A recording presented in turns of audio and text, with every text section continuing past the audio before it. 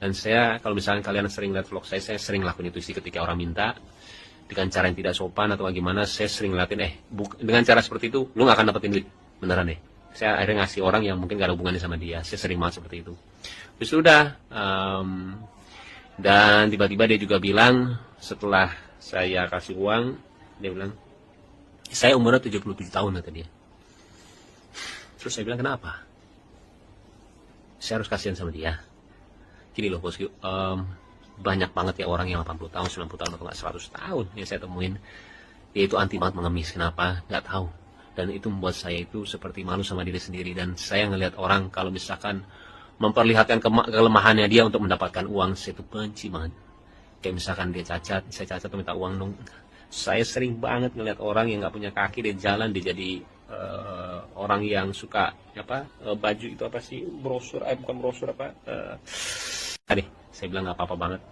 Tapi kembali saya tidak menyesali apa yang saya lakuin, beneran. Tapi kalau misalnya ada pihak-pihak yang tidak suka, saya minta maaf ya. Tapi ya itu diri saya mau jadi diri saya padanya sih, nggak mau munafik gitu loh. Kalau misalnya nggak suka, ya udah, emang pasti ada orang yang nggak suka dan suka gitu loh. Sesimpel itu sih. Oke, posisi saya waktu itu mungkin akan persepsinya beda banget sih melihat kejadian ini. Dan mungkin ya sangat berbeda lah. Dari cara dia ngomong, dari cara dia minta, itu nggak banget sih. Jadi saya bilang ketika kita tidak di posisi orang tersebut, susah sih untuk bisa melihat kejadiannya sebenarnya. Dan waktu itu saya juga nggak marah kok. Saya bilang, Pak, bukan dengan cara seperti ini ya. Saya bilang, jangan, nggak baik, saya bilang. Dan itu nggak marah-marah. Hari udah, saya lanjut lagi. Saya lanjut lagi, dan akhirnya ketika saya naik motor sama Kiano, dia teriak di belakang, "Baim, minta uang, Im." Dia minta uang. Saya lihat dia masih ngikutin saya. Saya paling kesel sih orang seperti itu ya. Waktu itu saya juga pernah ngamuk waktu itu sama ojol ya, gara-gara dia ngikutin saya sampai ngalangin saya depan mobil. Udah. Dan saya paling nggak suka kalau misalkan itu jadiin kelemahan. Itu jadi kelemahan saya ya, ketika orang melihat saya langsung diminta uang atau gimana, karena saya ngelakuin semuanya dari berbagi atau enggak apapun itu ya. Saya juga nggak mau dibilang kebaikan atau nggak menolong, karena saya cuma senang melakukannya, udah, titik itu aja. Dan ketika orang itu menjadikan itu kelemahan saya, setiap orang ketemu sama saya dan minta uang, saya kurang suka sih, apalagi dengan cara yang seperti itu ya.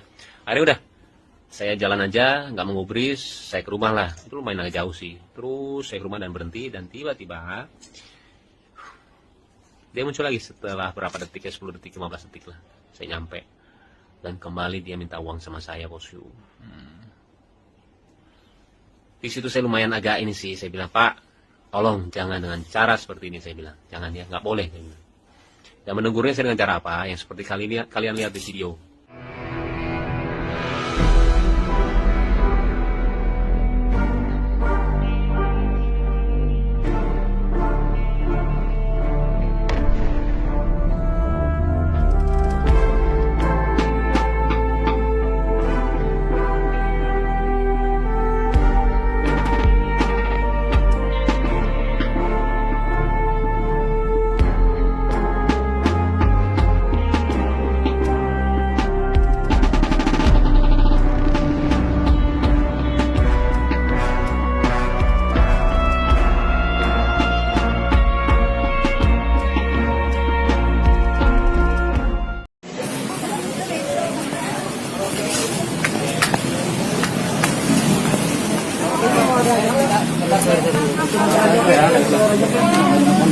Ya, sebentar aja Pak.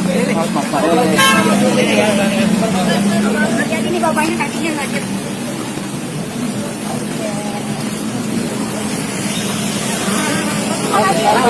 Pak, dikit Pak. Gimana Pak? Kejadian kemarin Pak. Keadaannya seperti apa, Kek? Keadaannya seperti apa, Kek? Udah ketemu Baim belum, Kek? Ya, Kek, dikit, Kek.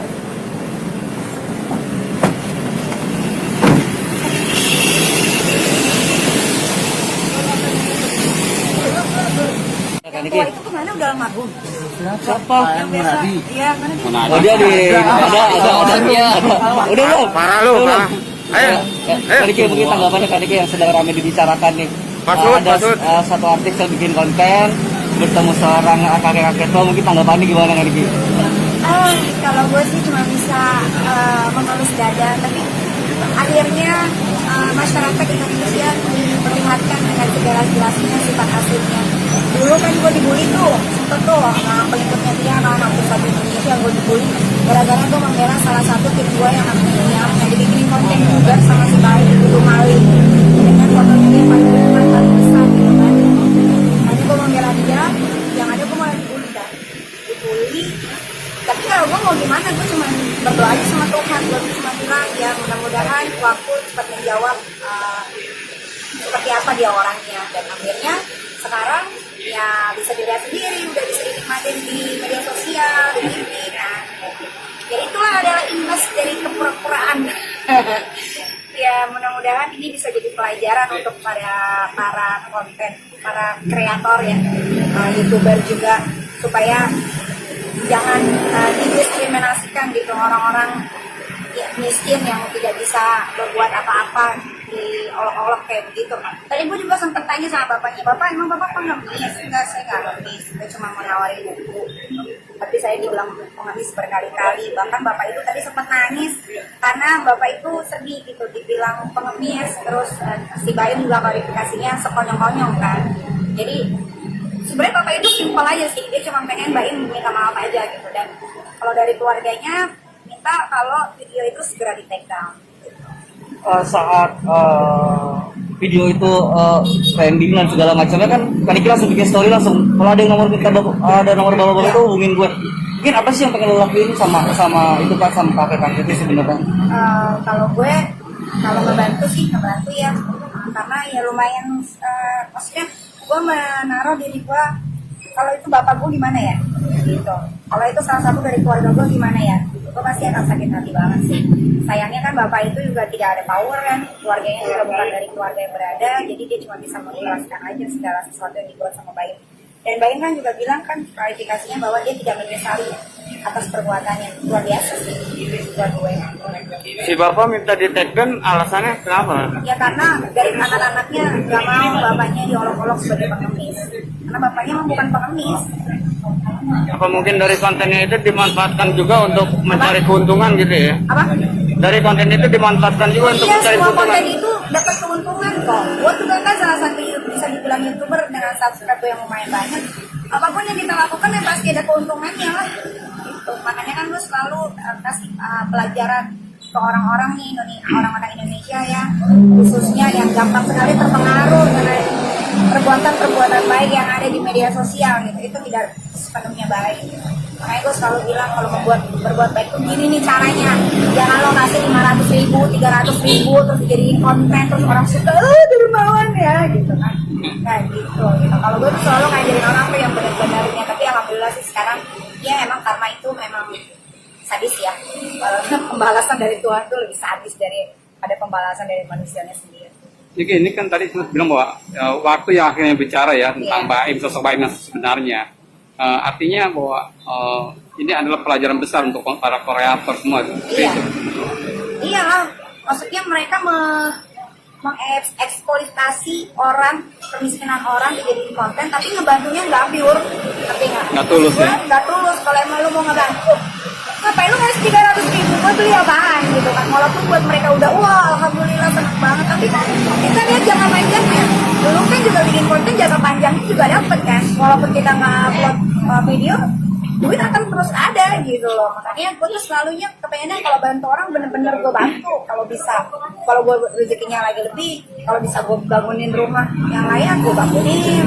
Tapi kan kalau gue berbuat baik gak pernah gue jadiin konten, orang taunya tuh huru hara aja. Jadi bisa nggak dikatakan bahwa ini adalah settingan Tuhan? Nggak ada yang nyangka kalau ternyata Baim melakukan itu ada yang memvideokan gitu. Yang mau videokan kan timnya. Timnya iya, artinya kan itu enggak dia sengaja memvideokan, tapi itu blunder buat dia sendiri gitu kan? Iya, itulah makanya kan dia kecelek. Kalau bahasa daerahnya dia kecelek gitu kan, dia pikir dengan dia sebenarnya gini. Kalau gue perhatikan kontennya Baim banyak banget kok dia marahin orang. Iya. Cuman yang ini keterlaluan karena ini orang tua gitu kan. Jadi ya ini yang berimbas dari apa yang dia perbuat selama ini.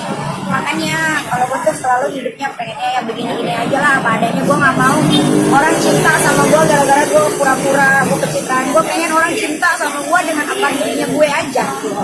Orang lu mau suka syukur, benci gue juga gak ada masalah. Kalau lu sayang sama gue alhamdulillah. Kalau gue nggak mau pencitraan orangnya, gue mau begini-gini aja. Ya mulut gue ya begini. Apa adanya. Selain minta dihapus, apakah Pak Suud juga akan membawa perkara ini ke ranah hukum nggak? Soalnya Ya, kan, gue sih menyarankan begitu ya. iya. Biar kalian juga dapat berita terus.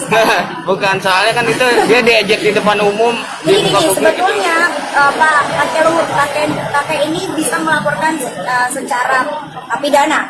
Karena kita sebagai konten kreator, kalau si orang tersebut tidak berkenan untuk ada di konten tersebut, itu ada undang-undangnya gitu. Jadi, Itu masuk undang-undang ITE ya? masuk undang-undang ITE, masuk banyak banget undang-undangnya tuh, pasal-pasalnya juga banyak gitu kan. Jadi itu sebenarnya bisa dijadiin perkara gitu kan. Dan gue selalu bilang sama bapak tadi kan, kakek kamu laporin aja, gue malah yang gitu. Bodo amat gue bilang kompor. Maksud gue ini buat jadi pelajaran lah gitu kan, jangan semena-mena gitu jadi orang. Kita kan harus memanusiakan manusia dong gitu kan ya. Mau orang itu punya duit, mau orang itu nggak punya duit, itu kan cuma masalah keberuntungan hidup aja sih sebetulnya kalau kata gue mah. Bapak itu setuju untuk melaporkan atau gimana? Setuju. Setuju. Kapan? Udah tahu. Dalam waktu dekat ini lah. Mungkin Neki mau nemenin. Orang begini lah, maksud gue orang jangan semena-mena deh bikin konten deh sekarang gitu. Deh kalau mau bikin konten gila-gila aja deh kayak gue gitu kan, seneng-seneng apa huru hara segala macam gitu. Nggak usah deh sosokan pada mau bantu-bantu orang cuma ngasih uang berapa lembar gitu doang. Ih najis cuy. Gue kesel, gue masuk salah satu yang kesel sama Baik. Kenapa? Saat gue dibully dia tidak bisa bicara apapun gitu. Dia tidak mengklarifikasi gitu kan. Dan gue akhirnya harus berdiam diri kurang lebih selama 2 tahun ini. Dan akhirnya Tuhan mengabulkan doa gue. Dan dia akhirnya tersandung sama ulahnya dia sendiri. Kalau dia bilang, lu kok kesel banget? Iya gue kesel banget. Seru kan? Terakhir, ada yang ingin sampaikan untuk Baim? Untuk Baim, ini kan pada unsubscribe aja nih channel YouTube-nya ya. Ya, buat.